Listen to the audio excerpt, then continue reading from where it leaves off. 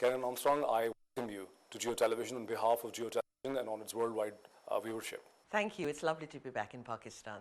Ms. Armstrong, one particular theme that continuously recurs about you is a term that you describe yourself as a freelance monotheist. What do we understand by that? Well, I made that remark once in a light-hearted moment, slightly glibly, to indicate that I drew nourishment from all three of the monotheisms, Judaism, Christianity, and Islam. I saw none of them as superior to any of the other.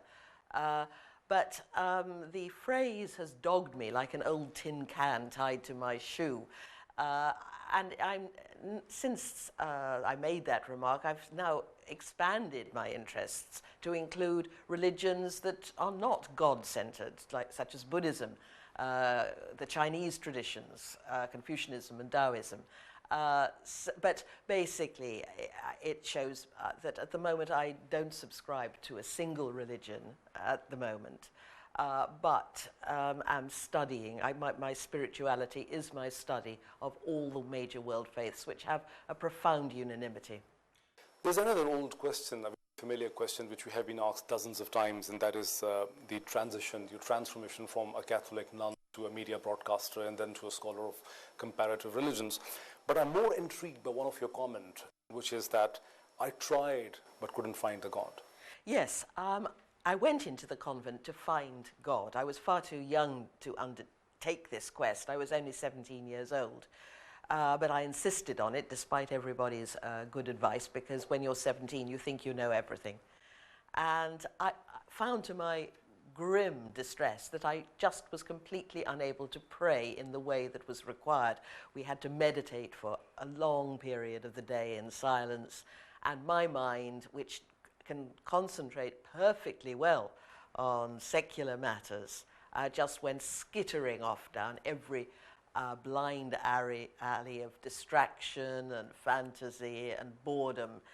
And at the end, I left the convent with great sorrow. And this were the experiences from which you booked The Narrow Gate? Yes, 13 years later, I wrote about that time in Through the Narrow Gate. I was reading somewhere that, when you became a media broadcaster, you were a secular commentator on religious matters, and one of the projects you were working fell apart. And it was precisely in that time period that you back your interest in religion and you started to work on a history of God. So could it be said that pain and anguish and sense of failure in our lives has something to do with falling back on religion itself? Yes, I think it can do it. Pain can make you go a little deeper, and it can make you discover resources that you didn't know you had. Also, in my case, failure. Everything that I turned my hand to until I was nearly 50 years old fell apart. I wanted to be an academic. I failed. I tried to be a school teacher, but I lost that job because I have bad health. Then I became a television presenter for a while, and that fell apart in very nefarious circumstances. And I felt all these failures were actually nudging me towards something that I found much more satisfying than any of those former careers.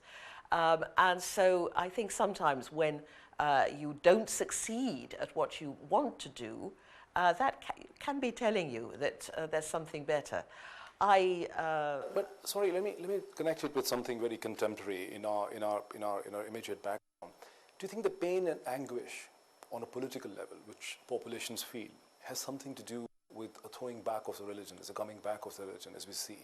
I think, yes. I think people have all over the world, not just here in Pakistan or in the Muslim world, but throughout the world, have been disappointed by the promises of modernity. And that material goods and all that package doesn't give them complete satisfaction. And throughout the world, in everywhere except Western Europe, there has been a religious revival. But why not in Western Europe? That's a difficult question. In my country is extremely secular. only 6% of the population attend a religious service regularly. And I wouldn't mind betting that a large proportion of that 6% are Muslims who've bumped up our national average. I wanted to come to that. Despite the fact that England is a very secular country, the Muslims in England are very religious.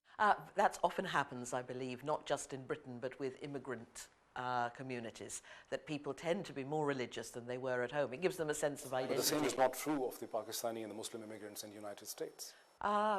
Maybe because there's so much religion in the United States, I don't know.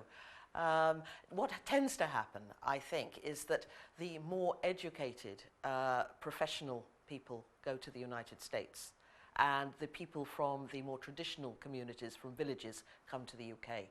And they tend to be more religious than their secular counterparts who are lawyers and academics. One continuous theme that comes up in your work is a term, the necessary loss of ego. Yes.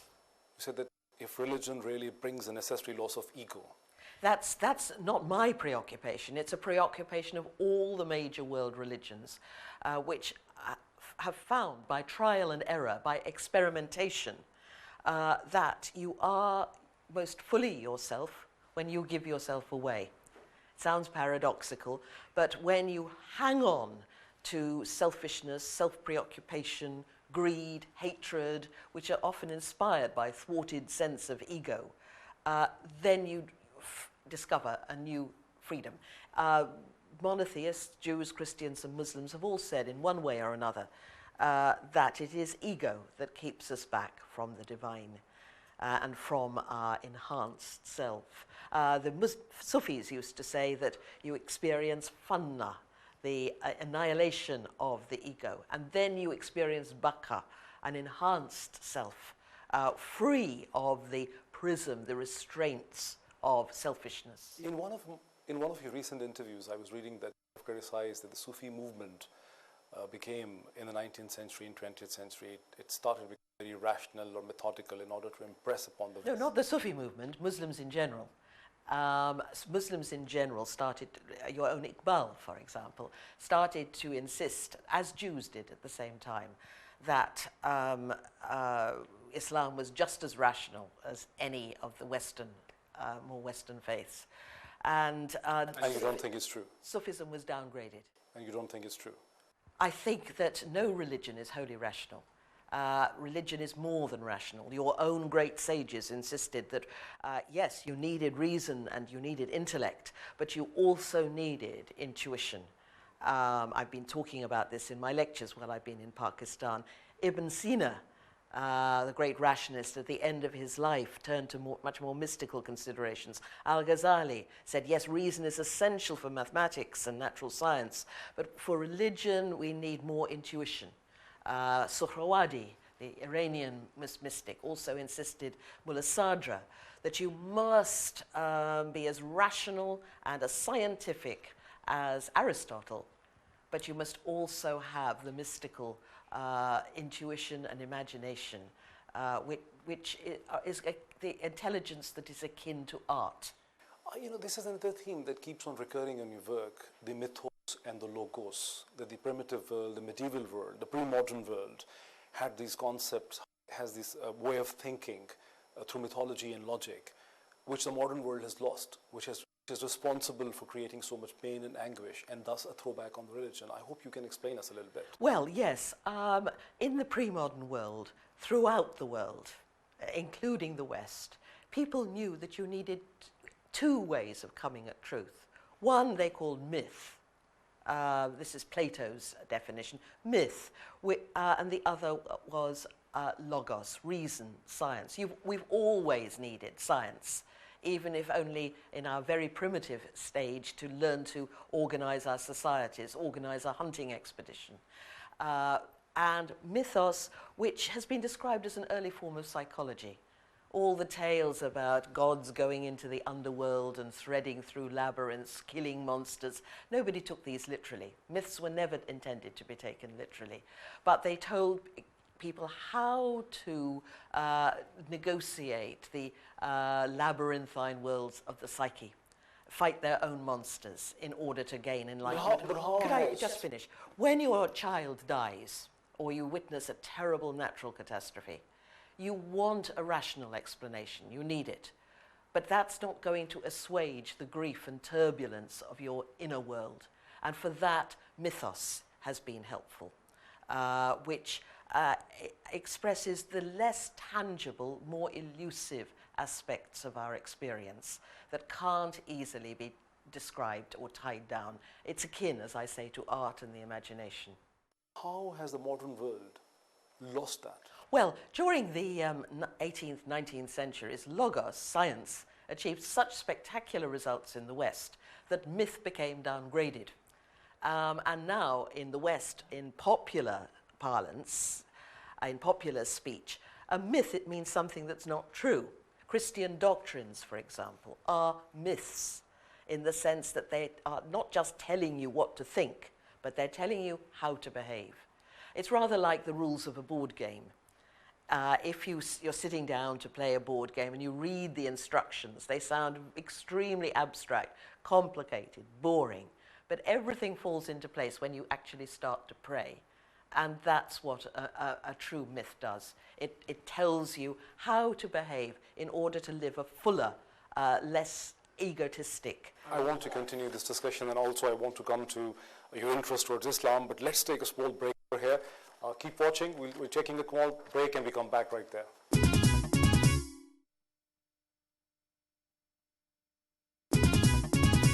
Nazreen, welcome back to this discussion. But now I want to go back with Ms. Armstrong to how your interest grew towards Islam. As I understand, the two key events, one is the Satanic versus controversy in England, which was in 1989, 90, and 91. And secondly, the 9/11 itself, they brought you towards Islam. My interest in Islam actually predates the Salman Rushdie affair because in 1981 I went to Jerusalem to make a television program about early Christianity, and there for the first time I encountered Islam and began to study it and use this knowledge for some of my TV programs. And I was perturbed to see the difference between what I was learning about Islam and the very negative, bigoted view, indeed, of Islam that I saw in my fellow countrymen. And this, of course, surfaced at the time of the Satanic verses. So much I read that you were actually working on a history of God, but you left the project aside and you started to work on the biography of the Prophet. Yes. I remember sitting in my sitting room reading the Sunday papers filled with self-righteous accounts by liberal people who were defending Salman Rushdie, which was okay, but then segued immediately into an out-and-out denunciation of Islam as an inherently bloodthirsty religion. And it seemed utterly wrong to me to defend a liberal principle by evoking a bigotry that went right back to the Middle Ages. And so that morning I decided that for my own people, I never thought Muslims would be interested in it, for my own people, I would write an accessible biography of the Prophet that would show that the Islamic verses, of course, was a slander on the Prophet Muhammad. It was very difficult to find a publisher because everybody thought that Muslims would be so enraged that a Western woman was actually daring to write about their prophet that I'd be joining Salman Rushdie in hiding. But that was the interesting thing, because I wanted to come to that, because your book is directed towards a Western audience and Western readership. But the book became more popular across the Islamic world, and that was the book that essentially introduced you to the world of Islam. Yes, because then I started traveling a bit in the Muslim world and among Muslim communities. Muslims living in the West have told me that that book helps them to bring up their children as Muslims, because their children are Western. They're born in the West. They think like me rather than like the traditional countries. Yes, and my studies continued. But then, of course, came 9/11. And I felt as I watched those towers collapse that day that a lot of the effort that some of us have been putting to promote understanding between Islam and the modern world was also collapsing at that time, because Western people have long, since the Crusades, have thought that Islam, quite incorrectly, was a violent religion that had imposed itself by the sword. And here these terrorists seem to be showing that this distorted stereotype was true. Correct me if I'm wrong, that the idea to write the book Muhammad, a Prophet for Our Times, came somewhere around after 9/11. Yes, and it's quite some time after 9/11. But I was invited to adapt my old biography of the Prophet for an imprint of short books, short biographies of eminent people. But when I looked at it, it was 15 years old. The world had changed. All our problems are now much greater than just Salman Rushdie. And new things needed to be said. And I knew more, and I'd changed too. I had become myself more religious. But why have you named the book as A Prophet for Our Times? A Prophet for Our Time, because I think he has important things to tell us about the dilemma of our time. The Prophet Muhammad is one of the founders of a religious movement that we know most about. We know far more about him than we know about Jesus, for example. Why do you think it is so? Because he's so much later. There's so much written about. Yes, and the early Muslim historians were trying to find an accurate portrayal of Muhammad. The Gospels are not written as history. The Gospels are written as mythos, if you like, to come back to our earlier discussion, to tell Christians what to do.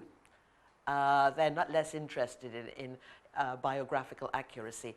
The early Muslim historians, Ibn Ishaq, for example, were interested in finding as much as possible about their prophet.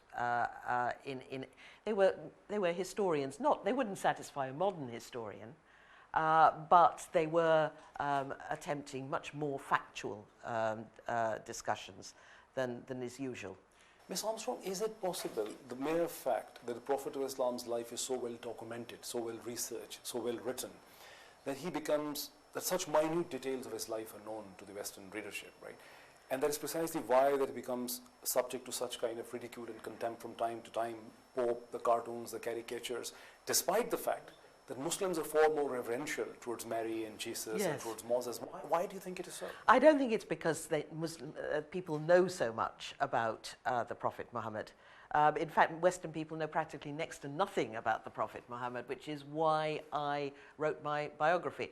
What they believe they know about the Prophet dates back to the Crusades, at a time when the West was crawling out of barbarism, a long period of barbarism and ignorance, and when Western Europe was like a third world region. And the Crusades, they made an assault upon the Muslim world. They must have known at some basic level that this was not what Jesus would have recommended. Jesus had said to his followers they must love their enemies, not exterminate them.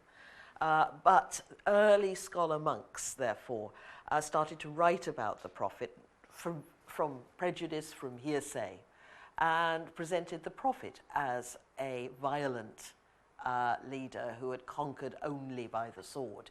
They were projecting onto the Prophet, their enemy, onto Muslims, their enemy, buried worries about their own behavior. But could it also be for the fact that Muslims take Christianity and Judaism as two religions, whereas whereas many Christians and many Jews do not take Islam as a true religion? Yes, definitely that is true. Islam is extremely pluralistic in its scripture. It has a pluralism that is extremely unusual. And Jews can't accept Christians and Muslims. Christians can't accept Muslims or Jews, really.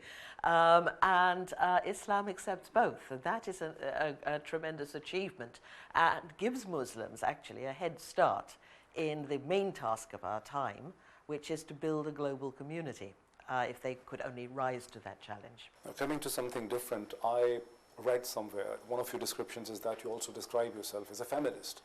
And I remember meeting you in New York at the World Economic Forum meeting, and we just talked about your book, and you said that Muhammad, the Prophet of Islam, what a lovely personality, what an amazing personality. Difficult to believe that such a personality existed historically.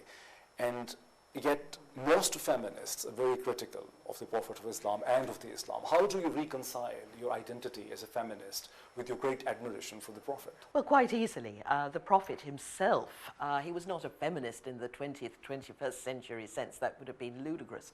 But what he did for women, or attempted to do for women, in the context of 7th century Arabia, where ordinary women had no human rights at all, was astonishing. The emancipation of women was very dear to the Prophet's heart. The Quran gives women rights of inheritance and divorce that Western women wouldn't have until the 19th century. Quran, like early Christianity, like the New Testament, gives women a very good news. But within a couple of generations, the men had hijacked the religion, as it were, and dragged it back to the old patriarchy and the usual prevalence. I'm intrigued. I wanted to ask you this question, that no doubt that Islam gave the woman the right to own property, for instance, almost 1100 years before the French Revolution gave the same right to the European woman. But in the last few hundred years, the way the Western world has moved in terms of greater emancipation for the woman or the greater rights for the woman, Islam has not been able to move in that direction. Why do you think it happened? This is happening in not just in Islam, but in the fundamentalist movements in other traditions, including Christianity. One of the hallmarks of Western modernity is the emancipation of women. Therefore, fundamentalism, whether it's Jewish, Christian, or Muslim, is a rejection of modernity. And so it tends to stress the ultra-orthodox views on women. And you have in the Christian world too movements. The popes, last two popes, would like to see women very firmly back in the kitchen and nuns back in their veils. And they don't want women priests, for example, in the Catholic Church, as is happening in some of the other Christian denominations. And so Islam is not unusual in this respect. No one of the major world religions has been good for women. Women in all of them, even Buddhism, have been second-class citizens. And it will take a long time to erode that masculine prejudice. We've still got a long, long way to go in the West before women are really treated as equals. But this actually brings us to the discussion on the fundamentalism, the nature of fundamentalism in the contemporary world. But before we do that, let's take a small commercial break. Keep watching. We're coming back right here.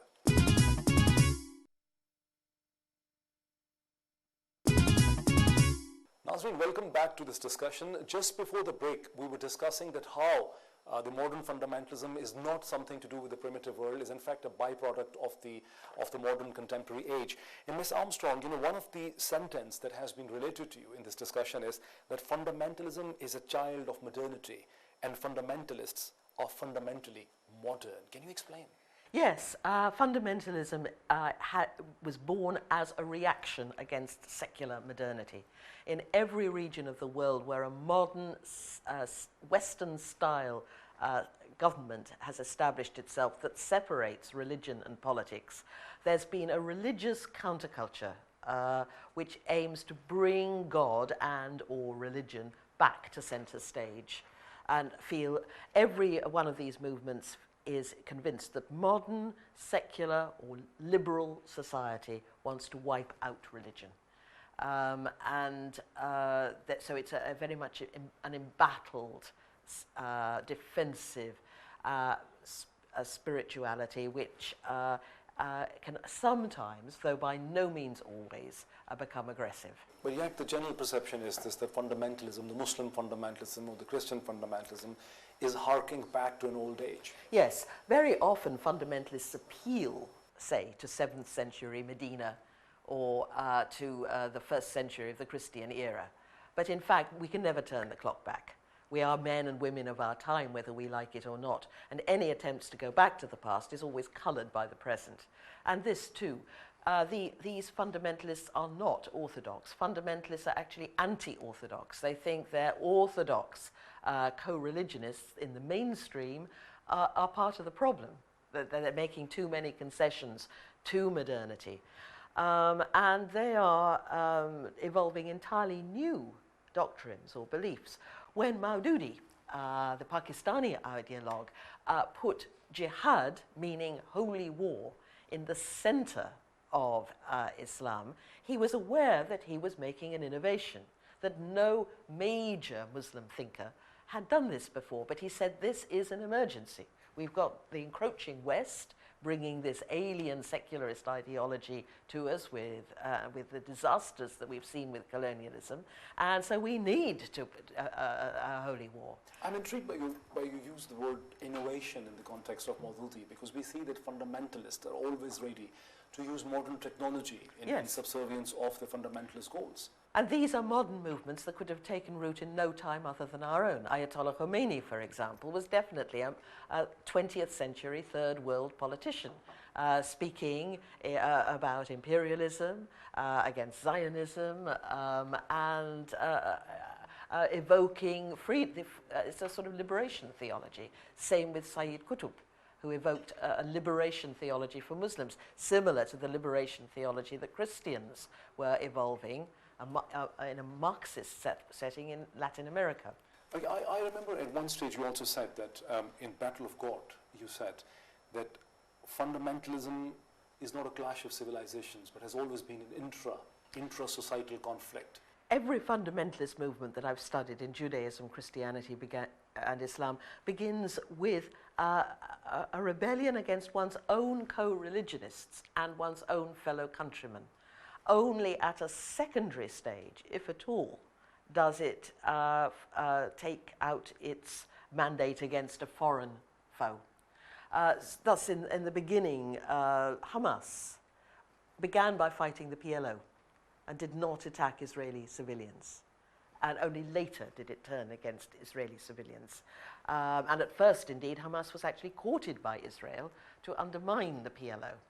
Similarly, Osama bin Laden, his focus is with the Saudi royal regime, and with various secularist rulers in the region, such as Saddam, Mubarak, King of Jordan. But when he found out, became aware of how much America was propping up these regimes, then he took out his fatwa against the United States. But how would you relate this concept of the fundamentalism being an intra-societal conflict with the Huntington's theory of the clash of fundamentalism, clash of civilizations? Well, I think Huntington is out of court here, and I think that's generally believed to be correct. There is no inherent clash of civilizations, even though this idea has been taken up with great vigor by people who have their own agendas, especially in the Western world. When Muslims first encountered the modernized West at the turn of the 20th century, they fell in love with the West. They found it profoundly congenial. They wanted their countries to look just like Britain and France. It's only later, since Western foreign policy, which has made itself known in the Israel-Palestine ongoing conflict, in Suez crisis, the support of dreadful rulers to get cheap oil, which has caused a dreadful malaise in many of the Middle Eastern countries. Then, after this, enthusiasm for the West has soured. Now, there was no inherent clash of ideals. Islam is entirely compatible with modernity. But of course, modernity is also aggressive, and it has always had casualties along the way, and Muslims seem to be some of the latest casualties. Taking it further, the modern era, in one of your lectures, End of the Day's Ideology, you were speaking somewhere in US, and you observed that before the modern era, the people did not read the religious scriptures in a literal sense, and they had a more broader meaning towards it. How is that? Because that's also a very important discussion inside Islam. Well, let's take the Christian world, if I may, for a moment. Today, fundamentalist Christians will hold heated debates, quoting scripture all the time, and they'll be able to quote chapter and verse in a way I don't think Muslims do. They will quote something that say that's in John chapter 3:22, and his opponent will hit back back with Matthew 3:18, and it's rather like it reminds me of a kind of tennis match with people biffing these texts around. Now, before the modern era, before the invention of printing made it possible for everybody to own his or her own Bible, and before universal literacy enabled people to read their scriptures, people listened to their scriptures. The Quran is called the recitation. It's a scripture to be listened to. And you read your relationship with scripture was entirely different.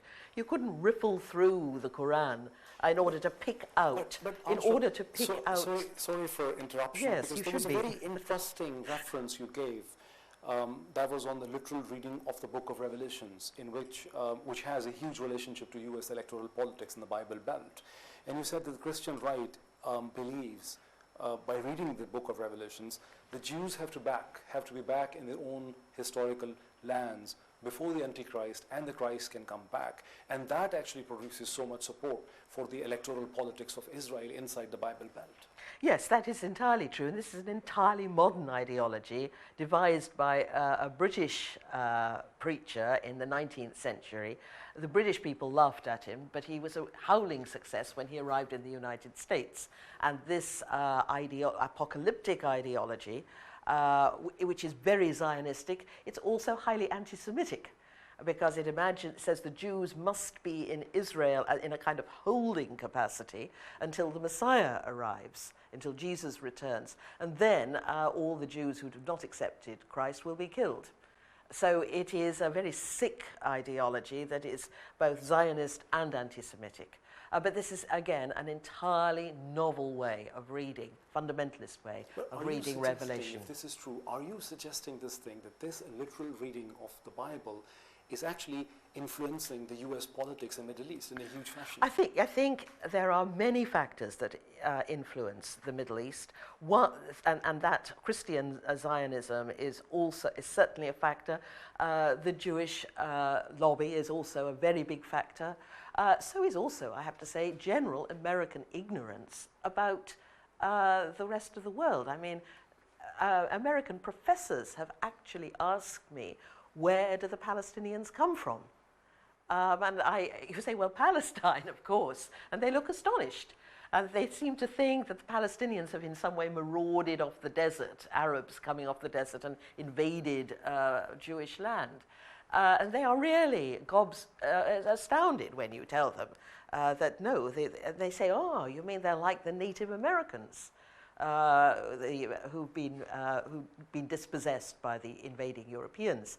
So I think it's possible with all these three factors. Plus, America is a very Bible-reading population. And it reads its Bible very seriously, it knows its Bible, and it associates Palestine with Judaism. It knows nothing about the 1,200 years of the Islamic rule in Jerusalem and in Palestine, which is one of the reasons why I had such trouble in the United States when my book on Jerusalem came out, pointing out this long Islamic rule and showing how much more tolerant, actually, and pluralistic the Muslims were than either the Christians or the Jewish people. Well, let's move to the current phase in Pakistan where we are at the moment. And you understand the kind of war against terrorism and the threats of the suicide bombings which we face every day. And this is not the first time you've been in this country. No. So you had met the people, you had lectures, you had question answers, you had television interviews and all that. I'm intrigued that what do you think the Pakistanis wanted to know out of you specifically, in general, precisely? I think one of the things they want is there's a hunger to hear a friendly Western voice. That is what I feel the most when I come here. And that is makes me sad, because it is painful to me that they think we're all like George Bush or Tony Blair. And, you know, just as my fellow countrymen think all Pakistanis are carrying a Kalashnikov or about to build a suicide bombing, do a suicide bombing. So we have that is the main thing. And I think I found that not just in Pakistan but in the Muslim world, people seem to be very surprised and moved when I use Arabic names or talk about their religion in a positive way. And I think we need more interaction, so that I think Pakistanis perhaps need to develop people who will be able to go, as I do, but to the Western world to explain Islam. And let me bring a slightly different thread of thought over here before we conclude this discussion. In the battle for God, you say that fundamentalists, let it be aware that fundamentalists are not a few crazy, deluded people, and you refer that they are a widespread phenomena across all religions, right? To people like us facing fundamentalism, facing terrorism, what message? First of all, do not equate fundamentalism with terrorism. Only a tiny, tiny proportion of those people who call themselves fundamentalists take part in acts of terror and violence. Most are simply trying to live what they regard as a good religious life in a world that seems increasingly hostile to religion, and hence in their defensiveness they often, unfortunately, distort the tradition that they're trying to defend. But, and I would see much of this terrorism as not religiously inspired at all. If you like, I'd call it sort of post-fundamentalism, sort of like a sort of postmodern stage. I think some of what you're facing in Pakistan with your suicide bombings seems to come from the northern tribal regions. It is more tribal in origin than it is Islamic. Much of the other, like the 9/11 bombings, this is highly political. It is in Hamas and Hezbollah, resistance movements, a modern, religiously articulated form of nationalism. Rather than inspired by religious zeal, it's inspired by nationalist zeal, by identity politics. And so I really wish we could stop talking about Muslim terrorism, and even the word terrorism is loaded. I think we need to find new, not because it associates Islam essentially with violence throughout the world, and that's not just, and it's actually not helpful. I'm very tempted to ask you one last question. You also met the President of Pakistan during this trip. What message you gave him? Well, he was kind enough to give a message to me, really, to say that he wished that Western people could stop attacking Islamic religion and people's religious sensibilities. And I entirely agreed, and he wanted to meet me because he knew that I would agree with this. I think Western people pride themselves on their liberalism, their tolerance, their respect for how different they are from religious bigots, and yet their remarks about Islam are extremely ignorant and bigoted, and they crop up all the time with incidents like these Danish cartoons emerge. So I think that we have, that will be a message that I shall be taking home with me again, because my jihad, if I can put it like that way, meaning not of course a holy war but an effort or struggle, is primarily with my own people. I'm delighted to come here, but I also have a struggle to tell my own people that this bigotry against Islam is not only unworthy of us, it is perilous to us because it feeds the perception that the West is out to destroy Islam, that it is Islamophobic, and that can only be detrimental to every single person on the planet. Ms. Armstrong, thank you so much for joining us. Thank you very much. This is Karim Armstrong, the noted author on Islam and Contemporary Religious Studies. Allah Hafiz.